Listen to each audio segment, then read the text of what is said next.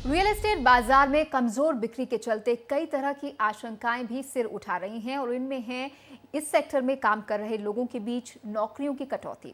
लचर आर्थिक स्थिति से निपटने के लिए स्टाफ में कटौती एक प्रमुख विकल्प बन सकता है। क्यों रियल एस्टेट बाजार में ये स्थिति पैदा हो सकती है, बता रही हैं हमारी संवाददाता ओनितम ओझा इस रिपोर्ट में। 2013 और 2014 में रियल एस्टेट का हाल अच्छा नहीं रहा है। मांग में कोई बढ़त नहीं हुई है और बिक्री गिरती जा रही है। ऐसे हालात हों तो आमतौर पर गाज कर्मचारियों पर ही गिरती है। खबरें मिल रही हैं कि 2014 की पहली छमाही में कई बड़ी रियल्टी कंपनियों ने बड़े पैमाने पर छंटनी की है। अगर हम परसेंटेज में बात करें तो कंपनी किस तरीके से वो पैसा बचाना चाहती है उस पर निर्भर करता है। 10 से 30% तक के मेरे हिसाब से नंबर्स हो सकते हैं। 10% वो वाली कंपनीज जो बोलती हैं कि जी हम जो हमारे हायर मैनेजमेंट के लिए हैंगे, जिनकी सैलरीज ज़्यादा हैं, जो हमसे कॉस्ट टू द कंपनी जो कहते हैं वो ज़्यादा है, उनके में कटौती करते हैं। 30% वाले वो होते हैं जो कहते हैं नहीं जी हम ऊपर से नीचे या नीचे ज़्यादा करते हैं। तो नीचे ज़्यादा में उनकी सैलरी पर एक आदमी की सैलरी कम होती है पर वो नंबर ऑफ एम्प्लॉयज़ ज़्यादा होते हैं। नौकरियों में कटौती की सबसे ज्यादा मार एनसीआर में पड़ी है, जहां निवेशकों के बाजार में मंदी की झलक साफ दिखती है। उद्योग आंकड़ों के हिसाब से एनसीआर के गुड़गांव, नोएडा और ग्रेटर नोएडा जैसे बाजारों में मई 2013 और मई 2014 के बीच अनबिके घरों में 19% का उछाल आया। वहीं बिल्डर नए प्रोजेक्ट लॉन्च करने से कतराते रहे और इस साल के पहले 5 महीनों में बस 20,000 घर ही लॉन्च हुए। साल भर पहले ये आंकड़ा 50,000 से भी ज्यादा था, यानी 60% की गिरावट। उद्योग से जुड़े लोगों का कहना है कि हालात काफी सख्त हैं। Reality is that the real estate industry has been a difficult market for the real estate industry को पिछले 1.5 साल में बहुत मुश्किलों का सामना करना पड़ा है। प्राइमरी मार्केट में कम बिक्री हुई है और सेकेंडरी मार्केट में कम दामों के कारण नए प्रोजेक्ट्स नहीं बन रहे। इसलिए कुछ बिल्डरों को या तो निर्माण बिल्कुल ही रोक देना पड़ा है या फिर उसे कम करना पड़ा है। साथ ही दूसरे खर्चे में भी कटौती करनी पड़ी है। either stop construction or slow down construction and to reduce costs to survive. प्रधानमंत्री नरेंद्र मोदी सरकार के विकास के एजेंडा का केंद्र बिंदु नौकरियों के अवसर देना है। इसलिए सरकार को जल्दी ही इस सेक्टर में जान फूंकने के लिए कुछ कदम उठाने पड़ेंगे। नौकरियों के मामले में रियल एस्टेट देश में दूसरा सबसे बड़ा सेक्टर है। सबसे बड़ी 5 कंपनियों में ही 2 लाख से ज्यादा कर्मचारी हैं। यही सेक्टर समाज के आर्थिक रूप से लाखों पिछड़े लोगों को रोजगार देता है। जरूरी है कि सरकार इसके लिए जल्द ही कोई ठोस कदम उठाए। ओनितम ओझा, एनडीटीवी। और इस मुद्दे पर चर्चा करने के लिए हमारे साथ मौजूद हैं मोहम्मद असलम, जो कि नेशनल डायरेक्टर हैं फर्म मैनेजमेंट जेएलएल इंडिया के, और दिनेश अग्रवाल, जो कि सीएफओ हैं सत्या ग्रुप के। आप दोनों का शुक्रिया हमसे बात करने के लिए। तो शुरुआत आपसे करते हैं मोहम्मद, आपको क्या लगता है कि अब सब कह रहे हैं कि ज़्यादा वक्त नहीं लगेगा जब शायद सेक्टर में थोड़ा बदलाव आने लगे, कुछ पॉजिटिव हवाएं आनी शुरू हो गई हैं, तो आपको लगता है कि इसका असर जल्दी ही नौकरियों के बचने पर भी दिख सकता है? देखिए, मैं बिल्कुल एग्री करता हूँ इस बात से कि थोड़े चेंजेस तो ज़रूर आए हैं। जैसा आपकी रिपोर्ट ही बता रही है कि लास्ट 2 इयर्स ज़्यादा अच्छे नहीं थे रियल एस्टेट के लिए। हमने देखा है कि लॉन्चेस एकदम ही ख़त्म हो गए थे, घर बिकना कम थे, सेल्स डाउन हो गई थी, और उसका पूरा असर ये होता है कि किसी भी एक स्मॉल बिजनेसमैन या बड़े बिजनेसमैन को बहुत ज़रूरी है कि उसका कैश फ्लो चलता रहे। लेकिन जब अगर आप real estate as a business देखते हैं और उसका आपको लगता है कि जब आपकी सेल्स ही नहीं हो रही है और एक्सपेंसेस वहीं के वहीं खड़े हैं, तो डेफिनेटली उनको कुछ ना कुछ तो वे आउट निकालने पड़ेंगे। और उसमें सबसे बड़ा वे आउट होता है आपका कॉस्ट कटिंग का। और कॉस्ट कटिंग में भी वो क्या कर सकते हैं, आपका रियल एस्टेट में आपको जो घर बनाने उसमें जो आप माल लगाएंगे, जो भी आप करेंगे, सीमेंट, स्टील वगैरह, वो तो आपको लेना ही है बनाने के लिए। या आपने ऑलरेडी बनाया है और वो अंडर कंस्ट्रक्शन है, तो लेकर कहाँ पर बात आ जाती है कि आपके एम्प्लॉयज़ के लिए। तो डेफिनेटली वहाँ पर आके एक डेवलपर इस तरह से सोचना शुरू करता है कि अगर मैं अपना काम 4 लोगों की जगह 2 लोगों में या 1 लोगों के थ्रू करा सकता हूँ, तो मैं वहाँ पे अपने लोगों की छटनी शुरू कर सकता हूँ। और यही रीज़न होता है कि वहाँ पे उनका जॉब कट शुरू हो जाता है। लेकिन अभी हमने देखा है कि जो हमें, जैसे आपने बोला है कि रिपोर्ट आपकी ये कहती है कि ये फर्स्ट छमाही में अभी भी थोड़ा प्रॉब्लम है, लेकिन हमारे हिसाब से ये लास्ट 6 मंथ्स जब से इलेक्शंस शुरू होने वाले थे और इलेक्शंस के बाद थोड़ा सा माहौल पॉजिटिव हुआ है, लेकिन अभी भी बहुत चीज़ें होनी बाकी हैं। तो अभी तो सिर्फ मैं कहता हूँ कि सिर्फ सेंटिमेंट्स के ऊपर ही थोड़ा सा डेवलपर्स दोबारा इस चीज़ को देख रहे हैं, क्योंकि रियल स्टेट में ये तो है कि डिमांड अभी भी है, डिमांड है, लेकिन प्रॉब्लम ये है कि प्राइजेस कभी कभी अनअफोर्डेबल होते जा रहे हैं। आप लोगों ने जैसे दिखाया है कि एनसीआर में, उसके बाद बॉम्बे में सबसे ज़्यादा असर इन दो शहरों में या इन दो मार्केट्स में पड़ा है। उसका रीज़न यही है कि अफोर्डेबिलिटी।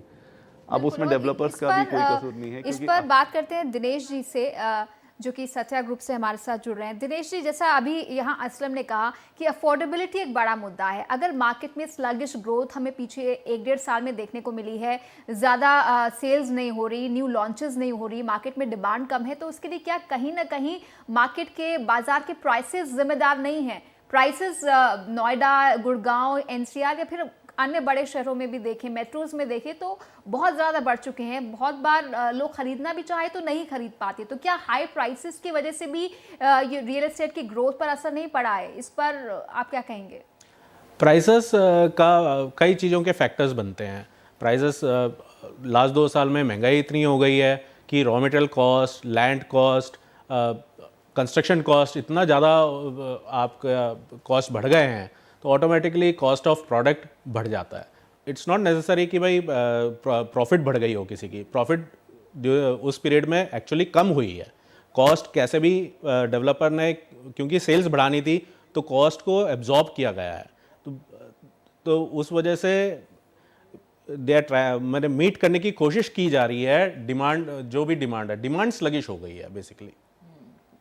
आपको क्या लगता है कि अभी जैसे हम पॉजिटिव माहौल बनने की बात कर रहे थे, आरबीआई की तरफ से भी अब कुछ इस तरह की बातें कही गई हैं कि रियल एस्टेट सेक्टर में अब जो होगा अब अच्छा ही देखने को शायद मिलेगा, लेकिन जो अगर बात करें छटनी की, तो कौन से ऐसे डिपार्टमेंट्स होते हैं जिन पे खतरा ज़्यादा मंडराता है मोहम्मद? उनको लगता है कि ये जो लोग हैं या ये जो काम करने वाले, इनके बगैर शायद हम अपने एक बुनियादी ढांचे के साथ काम कर सकें। तो कौन से डिपार्टमेंट्स पे ज़्यादा खतरा मंडराता है? देखिए, हिस्टोरिकली ये रहा है और अभी भी आई थिंक मिस्टर अग्रवाल भी एग्री करेंगे कि जो उनका वाइट कॉलर जॉब्स वाले जॉब्स हैं, जो एम्प्लॉयज़ हैं, उनके ऊपर सबसे पहले असर पड़ता है। क्योंकि वो सेल्स हो, एडमिनिस्ट्रेशन हो, या आपके सर्वेयर्स हों, या आपके आर्किटेक्ट्स हों, या आपके प्रोजेक्ट मैनेजर्स हों, ये लोग होते हैं जिनके ऊपर सबसे पहले गाज गिरती है। क्योंकि वो लोग होते हैं कि जिनके बगैर, मतलब कई बार लगता है डेवलपर्स को कि इनके बगैर या तो मैं काम चला सकता हूँ या मैं 1 की जगह 4 की जगह 1 को काम पे लगा सकता हूँ। ब्लू कॉलर जॉब, जो आपके स्किल्ड वर्कर्स हैं, जो आपकी कंस्ट्रक्शन एक्टिविटीज़ में इन्वॉल्व हैं, उनके ऊपर असर कम ही रहता है। तो मेरे ख्याल से या मेरे व्यू में यही है, और हुआ भी है हमेशा, कि हमेशा जो आपके वाइट कॉलर जॉब्स हैं उनके ऊपर सबसे ज़्यादा इस चीज़ का असर पड़ता है। जी, और शायद उस वजह से क्या डिलेज भी हो रहे हैं? दिनेश जी, आप एनसीआर के मार्केट को अच्छी तरह से जानते हैं। सबसे ज़्यादा असर रिपोर्ट के मुताबिक यहाँ देखने को मिला है। तो रियल एस्टेट, जो कि एग्रीकल्चर के बाद सबसे बड़ा एम्प्लॉयर है, सबसे ज़्यादा लोग इसमें काम करते हैं, करीब 5 करोड़ के आसपास एक अनुमान के मुताबिक, आपकी नज़र में कितनी छटनी हुई है या हो सकती है इसके मद्देनज़र? छटनी करीबन 10% हुई होगी, लेकिन जो जॉब्स एडिशनल होने थे, जो एब्जॉर्बशन होनी थी, वो 10-15% कम हुई है।